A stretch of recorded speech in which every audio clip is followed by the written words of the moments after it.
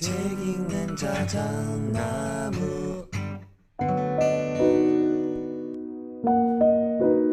우리는 누구나 마음이 길을 잃는 순간을 겪습니다.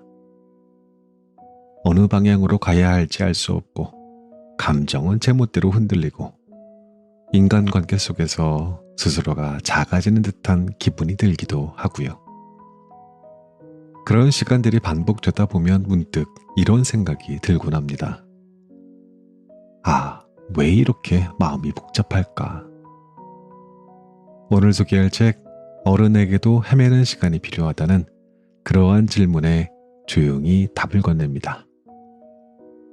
저자 스기야마 다카시, 옮기니 황소연, 펴낸 곳은 큰숲입니다. 저자는 심리학자로서 우리가 겪는 불안과 혼란, 열등감, 외로움 같은 감정이 결코 이상하거나 나약해서 생긴 것이 아님을 알려줍니다. 인간은 원래 방황하는 뇌를 가진 존재라고요. 원시시대에는 단순하게 생존만을 고민하던 뇌였지만 사회가 복잡해질수록 인간의 뇌도 더 많은 선택지, 더 많은 감정, 더 많은 인간관계를 받아들이기 위해서 점점 더 복잡해졌다는 겁니다. 그래서 현대를 살아가는 우리에게 방황이라는 것은 오히려 너무나도 당연한 일이라고요. 이 책은 세계 3대 심리학자라고 불리는 프로이트, 융, 아들러의 명언들을 오늘의 언어로 풀어내고 그 안에 담긴 감정의 지도를 따라가는 형식입니다. 예를 들어서 고독이라고 하는 감정 하나를 두고도 프로이트는 그것을 인간관계를 둘러싼 갈등에서 자신을 지키는 방어로, 또 융은 삶을 보람있게 만드는 내면의 샘으로, 아들러는 공동체 속에서 관계를 통해 피어나는 감정으로 각각 해석해줍니다. 이처럼 하나의 감정에 대해서 서로 다른 세 시선이 제시되면서 독자는 자신에게 맞는 관점을 찾아갈 수 있습니다. 지금 나에게 필요한 말은 무엇인지, 어떠한 시선이 내 마음을 덜 아프게 해주는지를 고를 수 있도록 도와주는 책이라고 할 수 있겠습니다. 중요한 건 이 책은 무언가를 독자에게 고치라고 강요하지 않습니다. 지금에 있는 나를 그대로 받아들이면서 그 감정과 함께 살아가는 방법을 제안합니다. 방황이 멈추는 날은 오지 않을지도 몰라요. 하지만 방황하는 나를 이해하고 그 마음을 다정하게 들여다보는 방법을 안다면 그 여정은 훨씬 덜 외롭고 덜 무섭지 않을까 하는 생각해봤습니다. 본문 살펴보고요. 클로징 때 다시 뵙겠습니다.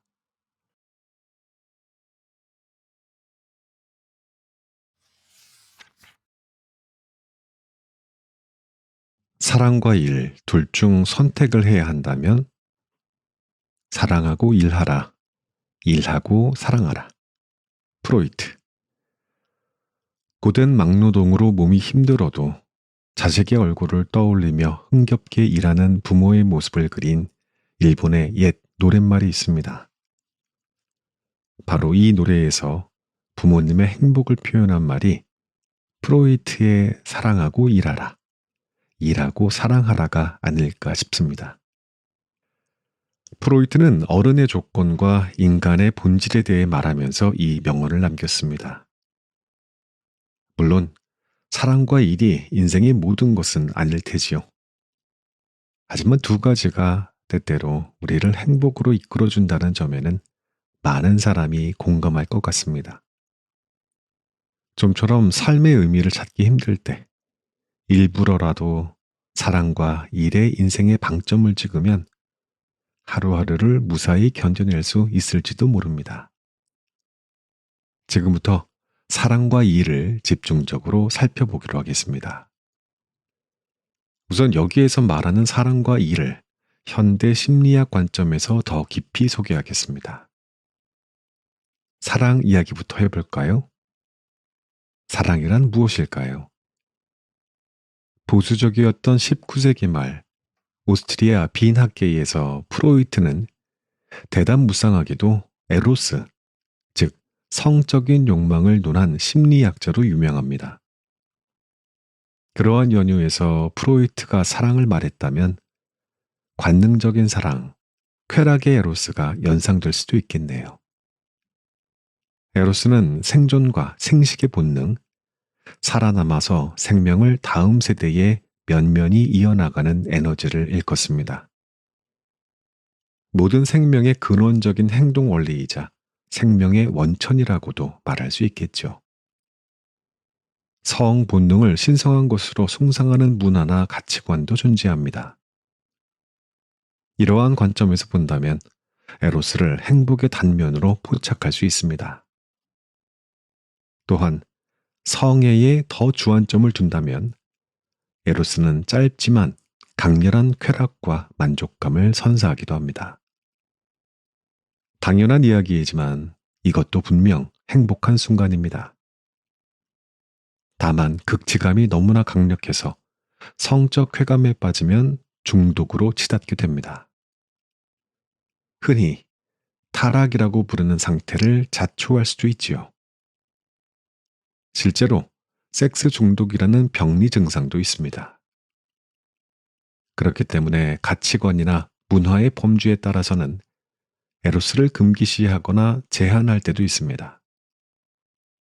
지나치게 성욕에 집착하며 성적 쾌락만 쫓다 보면 오히려 행복에서 멀어질 수도 있지요. 요컨대 프로이트가 지칭한 사랑이 에로스를 의미하는 것은 아닙니다. 프로이트가 말한 사랑이란 현대 심리학에서는 애착이라고 부르는 개념이었습니다. 애착은 에로스의 사랑과 닮았지만 동의어는 아닙니다.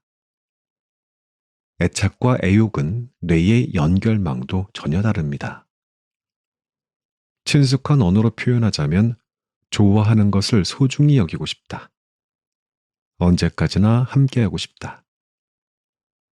사랑하는 사람이 사라진다면 굉장히 슬프고 먹먹할 것이다 라는 감정이 바로 애착입니다.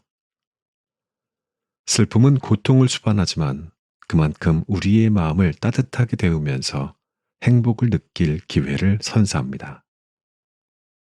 애착을 통해 나만의 세계, 바꿔 말하면 1인칭으로 쾌락을 추구하는 세계에서 2인칭, 3인칭으로 행복의 세계가 확장됩니다. 더욱이 애착의 시간은 현재는 물론이고 앞으로 펼쳐질 미래까지 무한대로 아우릅니다. 이렇듯 애욕의 사랑에서 애착의 사랑으로 향하는 진화는 인간의 삶을 획기적으로 변모시켰습니다. 우리는 끊임없이 서로 돕는 생물로 진화했고 순간적인 쾌감을 훌쩍 뛰어넘는 행복을 발견하도록 발전해 왔으니까요. 결론적으로 프로이트가 말한 사랑을 현대어로 번역한다면 소중히 여기고 싶은, 오래오래 함께하고 싶은 무엇인가를 찾아내는 것이라고 표현할 수 있겠죠. 그럼 사랑하고 일하라, 일하고 사랑하라에서 일은 과연 무엇일까요? 일 혹은 노동을 밥벌이와 등가오로 생각하는 사람이 많을 테지요. 우리가 흔히 듣는 돈은 당장 없어서는 안 될 아주 중요한 것이라는 말은 맞습니다. 특히 현대에는 자본의 순환으로 사회가 움직이고 돈이 없으면 하루도 살아갈 수 없습니다. 소중한 것을 지키기 위해서 돈은 반드시 필요합니다. 실제로 돈이 에로스와 관련된 뇌 신경망을 자극한다는 사실이 과학적으로 밝혀졌습니다. 현대인은 동물적인 본능으로 돈을 인지한다는 뜻이지요.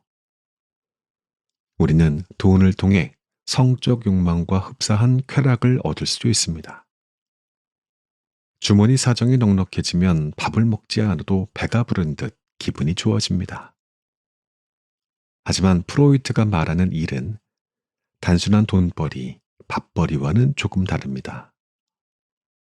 일시적인 쾌락을 위해 노동을 하는 것이 아니라 애착을 느끼는 무엇인가를 위해 최선을 다하는 것이 바로 일입니다.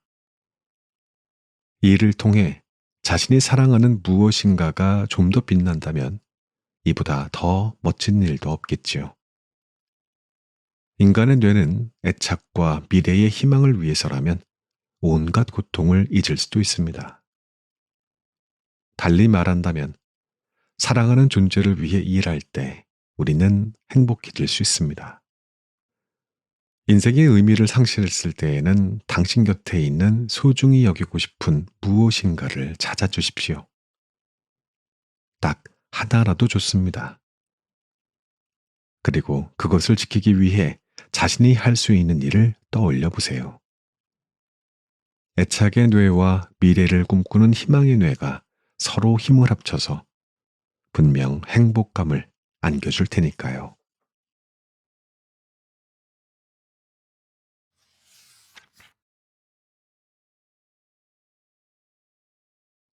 삶의 의미란 무엇일까요? 삶의 의미나 가치를 파고들다 보면 미쳐버릴지도 모른다. 삶의 의미 따위는 존재하지 않으니까. 프로이트. 살아있다는 것만으로도 축복입니다. 라는 말을 어디선가 한 번쯤 들어본 적이 있을 테지요. 그런데 이 덕담에 행복의 열쇠가 숨겨져 있다는 사실을 알고 계십니까? 이번에 소개할 프로이트의 말과도 일맥상통하는 이야기입니다.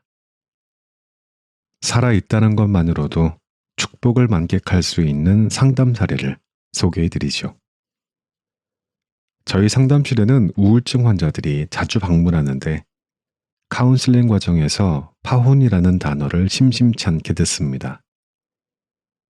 결혼 약속부터 식장 예약까지 진짜 결혼을 하는구나를 실감하는 단계는 저마다 다르지만 파혼 당하는 당사자는 공통적으로 사랑하는 사람과 함께할 현재와 미래를 빼앗긴 것 같은 상실감에 빠지고 맙니다.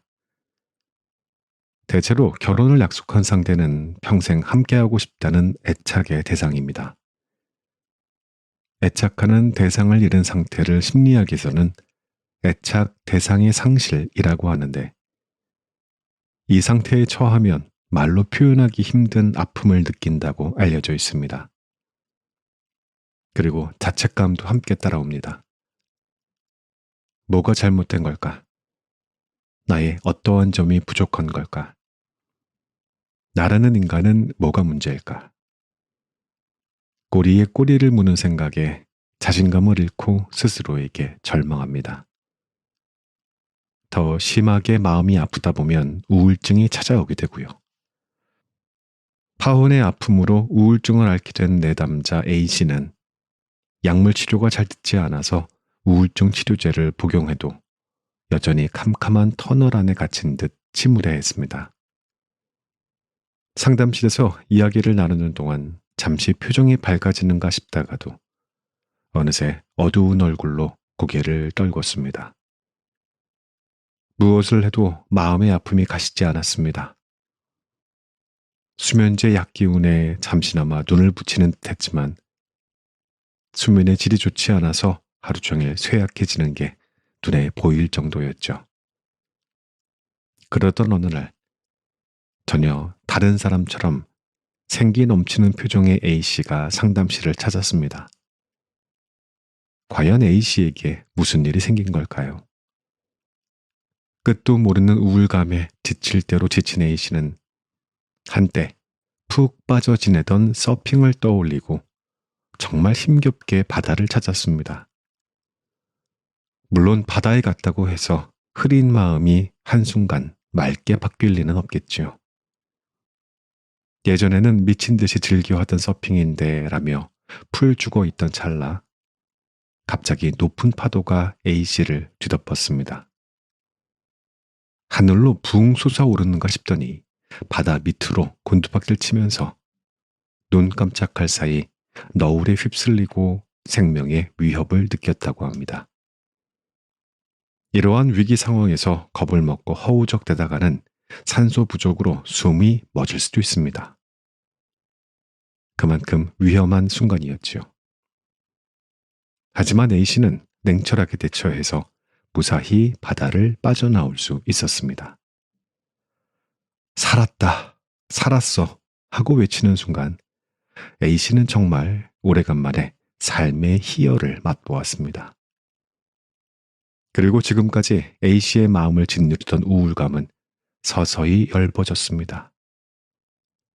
이후 먹구름이 몰려오던 날도 가끔 있었지만 예전처럼 어두움으로 뒤덮인 터널에 갇힌 것 같은 그러한 절망감은 사라졌다는군요. A씨의 이야기를 더 자세히 들어보니 그렇게 죽을 고비를 넘기자 살아있다는 것만으로도 축복임을 뼈저리게 느낄 수 있었다고 합니다. 편안한 호흡, 시원한 물 한 모금, 느긋한 한 걸음처럼 살아있기에 느낄 수 있는 모든 감각에 감사했던 것이죠. 이렇게 해서 A씨는 어두운 터널에서 조금씩 빠져나올 수 있었습니다. 어떻게 이런 일이 가능할까요? 그 대답을 쫓다 보면 생의 본능이 자극을 받았다라는 결론에 이릅니다. 인간의 의식은 네 가지 뇌가 균형을 이룸으로써 건강한 상태를 유지합니다. 그런데 우울증 환자의 머릿속은 자존심을 살리는 뇌, 현재와 미래를 이어주는 뇌, 애착과 안정감을 느끼는 뇌가 외마디 비명을 지르고 있습니다. A씨의 경우 파혼이라는 비극이 비명의 원인이 되었고요. 물론 이 비극은 희극으로 바뀌지 않았습니다. 하지만 생의 본능이라고도 할 수 있는 희열을 만끽하는 뇌는 다른 세 가지 뇌의 억압을 받고 있었지만 엄연히 존재하고 있었습니다. 그런데 생명의 위협을 느끼자 희열을 만끽하는 뇌가 자극을 받게 되었지요.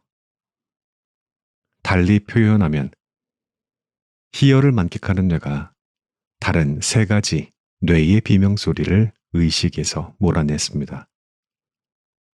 인류의 진화에 발맞추어 현재와 미래를 이어주는 뇌는 의미를 추구하는 뇌로 발전했고 우리에게 시시각각 삶의 의미를 묻습니다. 만약 삶의 의미나 가치를 묻는 질문에 척척 답하지 못하면 살아갈 자격도 없는 것처럼 자책에 빠지게 만듭니다. 하지만 살아있다는 것 자체가 삶의 의미이자 최고로 가치 있는 일입니다. 더 구체적인 의미를 알아내면 현재와 미래를 이어주는 뇌가 기뻐할 수도 있지만 의미를 추구하다가 생의 본능인 희열을 만끽하는 뇌를 소홀히 해서는 안 되겠지요. 여러분이 살아있다는 사실 자체가 진정한 축복이니까요.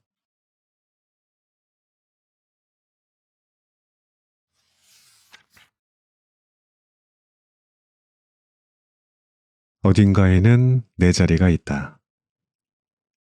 누군가에게 맞는 신발일지언정 나에게는 맞지 않는 신발이다. 모든 사람을 만족시키는 인생의 비결 따위는 없다. 용. 생뚱맞은 질문이지만 혹시 당신은 신발에 신경을 많이 쓰는 편인가요? 신발을 고를 때 좋아하는 브랜드나 디자인을 고집하는 등 신발에 진심인 분도 있을 테고 아무 신발이나 발에 맞기만 하면 괜찮다는 무난한 분도 있을 테지요. 저는 신발에 무심한 쪽입니다. 지금껏 값비싼 구두를 구입한 적이 한 번도 없습니다. 다만 제가 끝까지 양보하지 못하는 조건이 하나 있습니다. 발에 맞지 않는 신발은 절대로 신지 않는다는 것이죠. 불편한 신발을 신고 다니는 일은 굉장히 괴롭습니다. 제 발보다 작은 신발을 신고 있으면 발이 아파서 야단납니다. 아주 조금 끼는 정도라면 그나마 참을 만하지만 오랫동안 신고 있으면 발이 비명을 지릅니다. 큰 신발도 마찬가지입니다.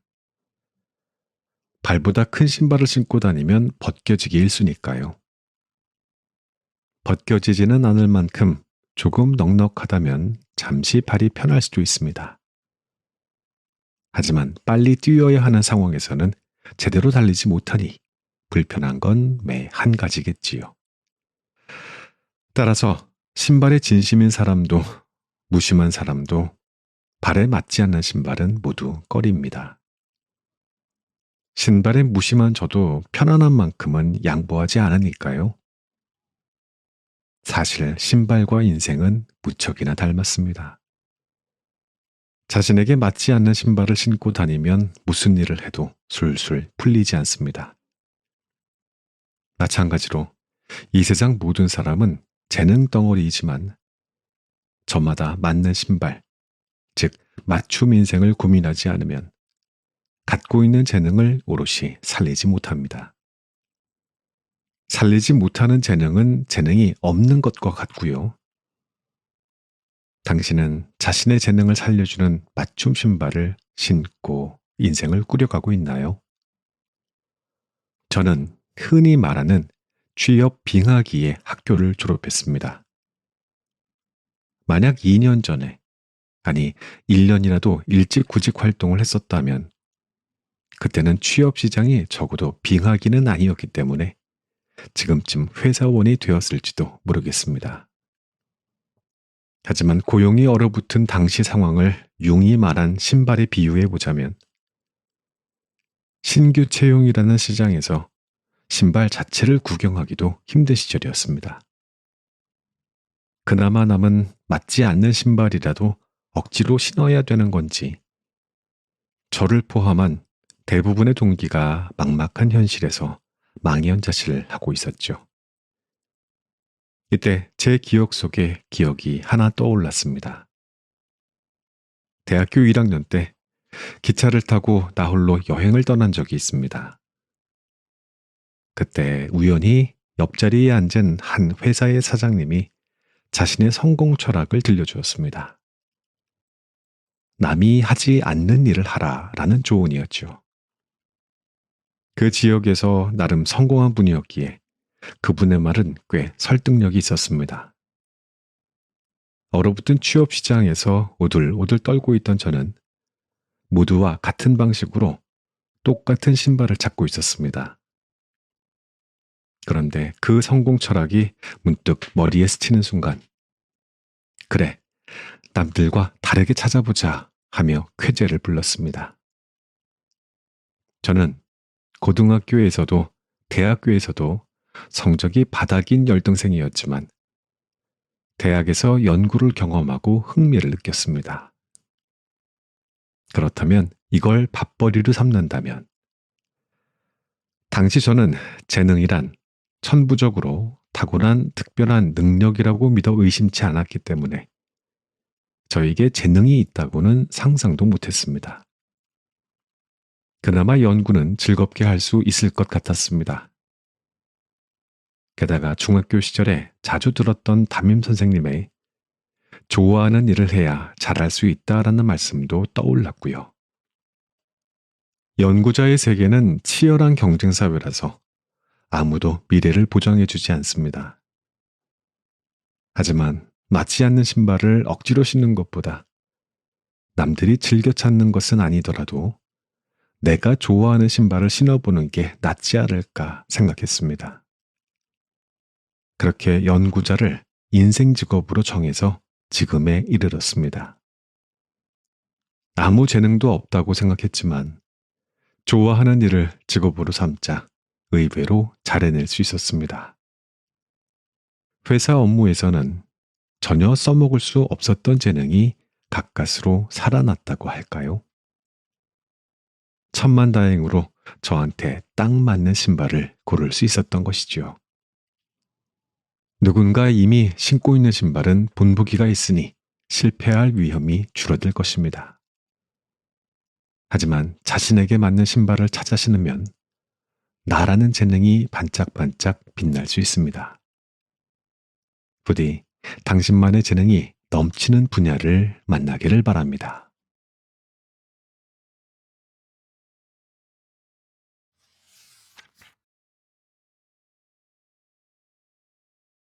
사는 게 허무하게 느껴진다면, 죽음이 없으면 진정한 발전을 이루기 어렵다.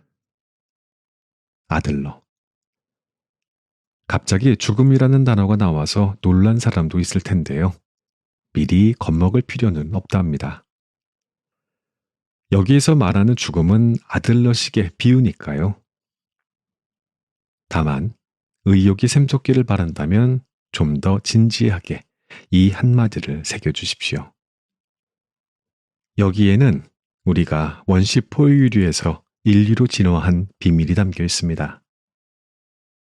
그럼 바로 앞에서 소개한 동인 이야기와 이어서 생각해 보지요.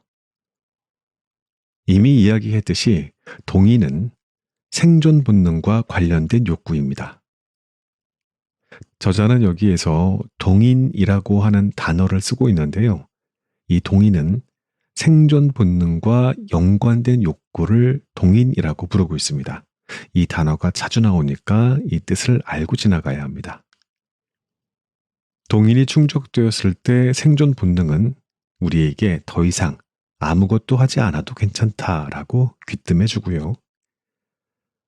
이는 이대로 충분하다라는 뜻이니 만족스러운 상태를 즐기면 된답니다. 다만 동물적인 생존 본능만으로는 인간다운 삶을 영위할 수 없겠지요. 우리는 인간으로 진화하는 과정에서 고차원적인 욕구를 습득했습니다. 인간의 고차원적인 욕구란 존경받고 싶다, 존중받고 싶다라는 욕망과 나만의 서사를 갖고 싶다라는 욕심입니다. 이 욕구가 우리를 인간답게 만듭니다. 그런데 이 욕구들을 실현하기란 쉽지 않습니다.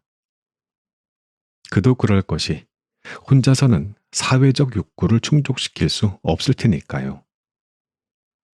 예를 들어 존경과 존중을 얻기 위해서는 사회 구성원들이 자신의 가치를 인정해 주어야 합니다. 또 나라고 하는 이야기의 무대도 반드시 사회여야 하고요. 요컨대 인간다운 욕구는 사회와 상호작용 속에서 채워집니다. 뒤집어 말하면 사회와의 관계가 원만하지 못하면 좀처럼 충족되기 어렵습니다. 게다가 욕구가 채워지지 않으면 무척 괴롭습니다.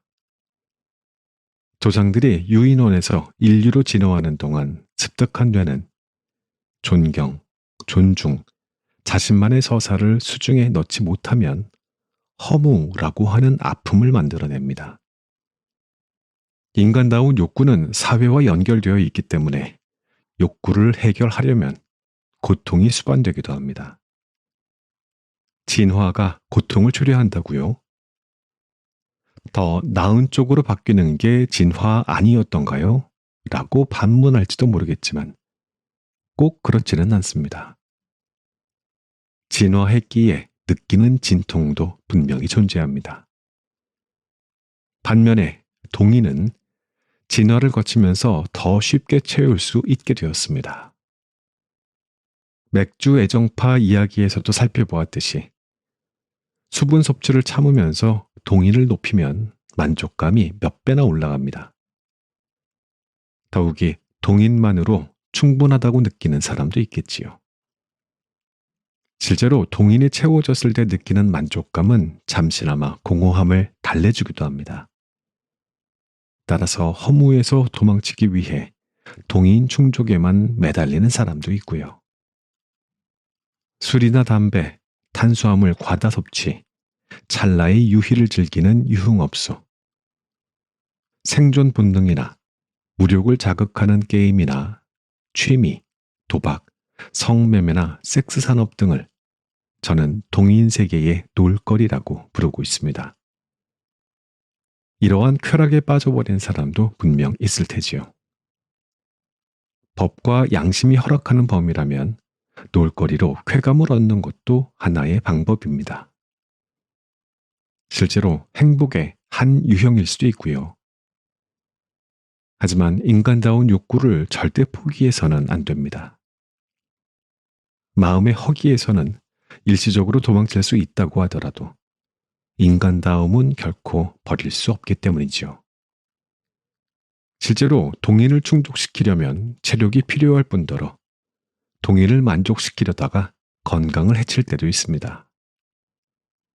그러니 중년 이후에는 동물적인 동인 충족에 어려움을 느끼기도 합니다. 이쯤 되면 헛헛함에서 도망치는 방법도 사라집니다. 무엇으로도 텅 빈 마음을 채우지 못하는 중년들이 제 상담실을 종종 찾습니다. 그들은 정말 괴로운 표정으로 제 앞에 앉아 있습니다. 사무치는 허무감 때문에 화를 내기도 하고 울기도 하면서요. 이처럼 최악의 상황에 내몰리지 않으려면 어떻게 해야 될까요? 정답은 딱 하나. 허무에서 도망치지 말고 공허와 마주하면 됩니다. 달리 표현하면 우리 안에 원시적인 포유류에는 일시적인 죽음을 선포하는 대신 인류를 깨우는 것이지요. 인류가 추구하는 만족감은 얻지 못할 때가 훨씬 많습니다. 저도 실패와 좌절의 연속을 겪습니다. 존경은커녕 비난과 경멸이 이어지던 시절도 있었지요.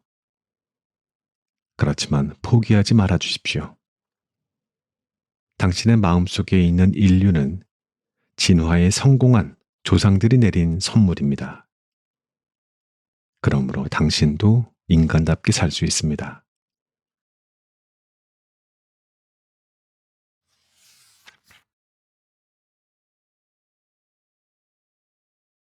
마음이 여려서 고민입니다. 상처받기 쉬운 마음에서 강인함이 싹튼다. 프로이트. 인간으로 살아가는 동안 상처받지 않고 지내기는 힘들겠지요.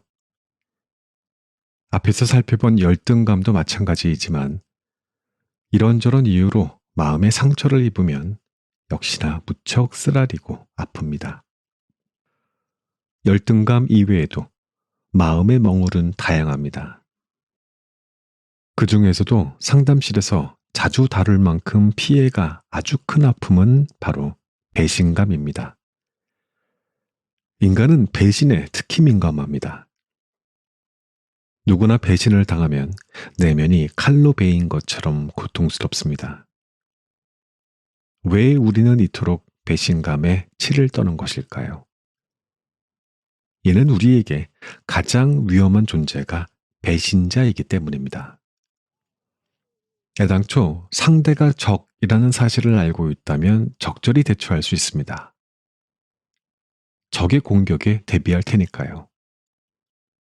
하지만 배신자는 적이 아닌 얼굴을 하고 있기 때문에 우리는 무방비 상태로 있다가 속수무책 당하기 십상입니다. 말하자면 무장해제하고 있는 당신을 향해 배신자는 무차별 공격을 가합니다. 몇 해 전 엄마들 모임에서 마음의 상처를 입고 상담실을 찾은 여성이 있었습니다. 유치원생 자녀를 둔 B씨는 같은 유치원에 다니는 친구 엄마에게 엄마들 모임에 같이 가자는 제안을 받았습니다. B씨는 아는 사람이 전혀 없어서 낯선 분위기가 늘 신경 쓰였는데 스스럼 없이 말을 걸어주는 친구 엄마가 무척 고마웠습니다. 게다가 말로만 듣던 모임이어서 내심 기대를 하고 있었지요. 모임 장소는 그녀가 처음 가보는 고급스러운 레스토랑이었습니다. 그래서 친구 엄마에게 혹시 드레스 코드 같은 거 있는 거 아니죠? 라고 가볍게 물어보았더니 이러한 대답이 돌아왔습니다. 아니에요. 그냥 편하게 입고 와요. 드레스 코드는 불편해서 엄마들이 다 싫어해요. 모임에 초대한 친구 엄마 말을 믿고 B씨는 평소에 청바지 차림으로 레스토랑에 들어섰습니다. 그런데 반전이 있었습니다. 해당 레스토랑에서 요구하는 옷차림이 있었던 것은 아니지만 모임에 참가한 모든 엄마가 격식을 차린 정장 차림에 한껏 멋을 부리고 참석했던 것이지요. B씨가 자리에 앉자마자 다른 엄마들이 수군거렸습니다. 왠지 자신의 옷차림을 두고 험담을 하는 것 같았습니다. 식사 분위기를 깨지 않으려고 거짓 미소로 자리를 지켰지만 음식이 입에 들어올 리가 없었지요. 당연히 엄마들 대화에도 끼지 못하고 그냥 아무 말 하지 못한 채 투명 인간처럼 자리만 지키고 있었습니다. 만약 당신이 이 사건의 주인공이 되어 레스토랑에 앉아 있다면 기분이 어떨까요? 분명 음식점에서 정해놓은 드레스 코드는 따로 없었지만 모임에는 공공연하게 드레스 코드가 있었습니다. 물론 자신을 초대한 사람이 거짓말을 한 것은 아닙니다. 그러나 배신당했다, 웃음거리가 되었다라는 불쾌감에 사로잡히겠지요. 실제로 이런 비슷한 일을 경험한 뒤 심리적으로 심각한 상처를 입고 상담을 찾는 내담자가 꽤 많습니다. 아무도 믿지 못하게 되고 한편으로 너무 쉽게 타인을 믿은 자신을 원망합니다. 그러면서 자존감은 바닥을 향해 곤두박질 칩니다. 그런데 실제 사건의 주인공은 시간이 많이 흐른 뒤 더 강해졌고 자존감을 회복했습니다. B 씨는 어떻게 자신감을 되찾을 수 있었을까요? 상담을 하는 동안 다양한 과정을 거쳤지만 가장 중요한 포인트는 두 가지였습니다. 하나는 열등감과 마주하는 일. 또 하나는 나만의 서사에 자부심을 갖는 일입니다.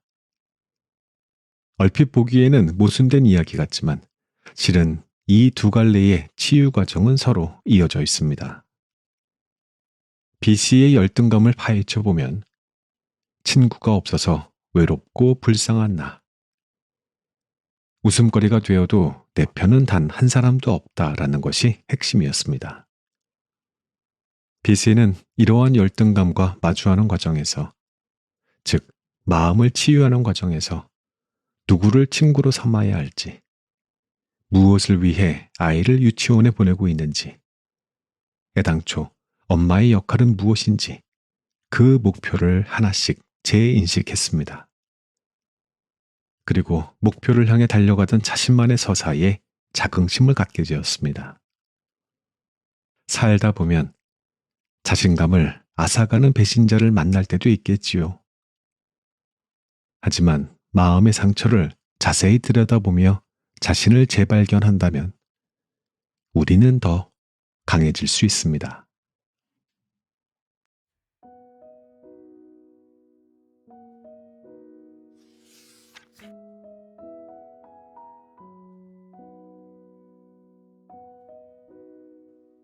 이 책의 낭독은 여기까지 하겠습니다. 요즘 저는 행복이라는 말에 대해서 좀 곱씹어 보고 있습니다. 인생의 의미를 생각하는 데에서부터 시작했어요. 우리는 흔히 인생에 어떤 숭고한 의미가 있어야 한다고 믿잖아요. 지금 제 생각은 조금 달라요. 꼭 그래야만 하는 건 아닐지도 모르겠다 하는 쪽으로 마음이 많이 기울고 있습니다.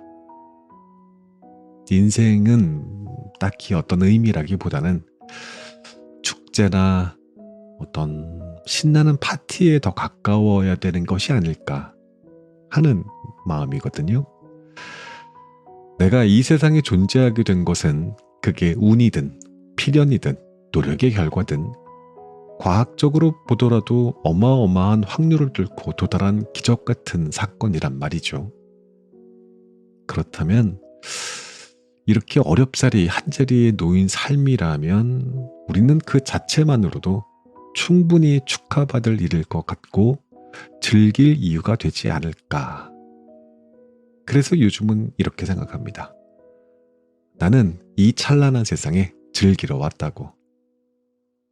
매일을 기꺼이 즐기고 작은 순간에도 웃음을 놓치지 않으려고요. 굳이 인생의 거창한 의미를 찾지 않아도 즐겁게 살아가는 것 그 자체가 바로 의미일 수도 있겠다라는 그런 생각이요.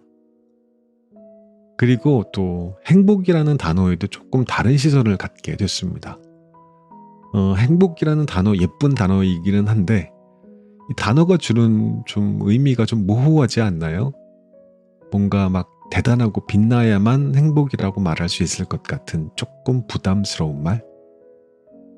그래서 처음에는 이 단어를 기쁨으로 바꿔봤습니다. 근데 이것도 시간이 흐를수록 이 기쁨이라는 말조차도 왠지 거창하게 느껴지는 뉘앙스가 있더라고요. 그래서 다시 한번 이 단어를 바꿨습니다. 제가 찾아야 될 단어를. 이번에는 재미였습니다. 재미. 외국 영화 보면 엄마가 애가 이렇게 놀러 나갈 때 건네는 말 있죠? Have fun. 재미있게 보내 이런 뜻이잖아요. 근데 그 말이 아이들에게만 쓰이지 않더라고요. 어른들 사이에서도 친구들끼리 자연스럽게 서로에게 건네곤 하는 말이었습니다. 재미있게 보내. 즐거운 시간 보내.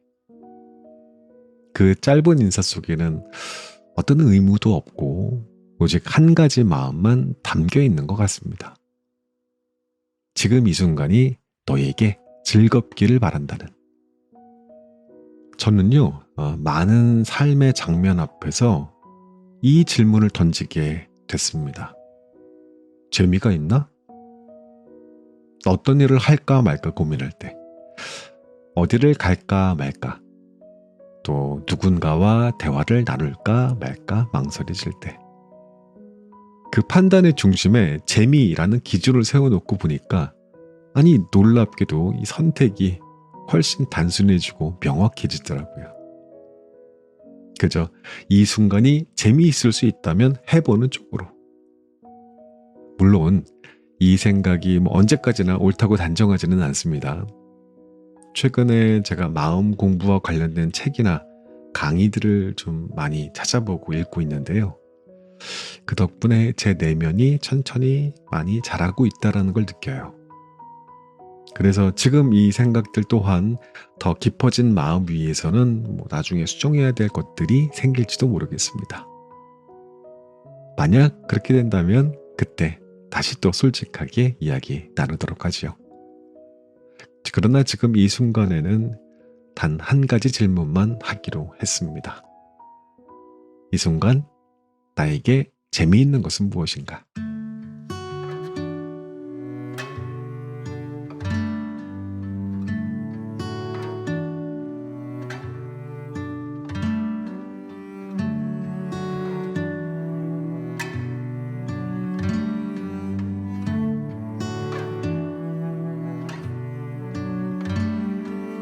I close my eyes and see all that we could be.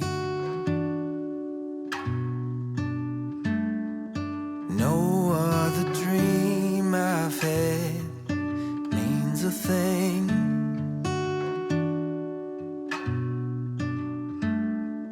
Kids and a picket fence sounds good to me. But growing old hand in hand is all I need. As the years go by, we might get older, but love will grow stronger. I don't need more time to know that forever, love, you will be mine through it all, my dear. I will be yours year after year.